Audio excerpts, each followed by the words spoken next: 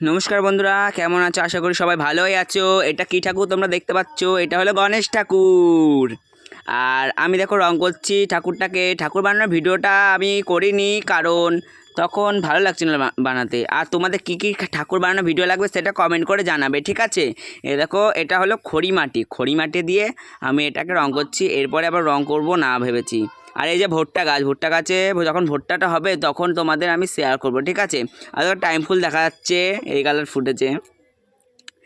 আর এই যে গোলাপ ফুলও ফুটেছে, অল্প কটা, বেশি ফুটেনি।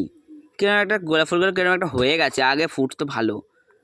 আর এই দেখো সাদা নীলকণ্ঠ ফুটেছে। সাদা নীলকণ্ঠ বাড়িতে রাখা খুব ভালো, অনেকজন বলে, তার জন্য আমি লাগিয়েছি, ফুটেওছে। আর দেখো নীলকণ্ঠও ফুটেছে, নীলকণ্ঠ ফুটেছে। আর নীলকণ্ঠ জানো, সেটা শিব ঠাকুরকে দিতে হয়। জয় বলে বাবা স্পার কাটেগা। ঠিক আছে, আজকের মতো টাটা, বাই বাই। সবাই ভালো থেকো, সুস্থ থেকো। পরের ভিডিওতে আবার খুব তাড়াতাড়ি দেখা হচ্ছে, আমি কথা ভুল ফেলি বেশি।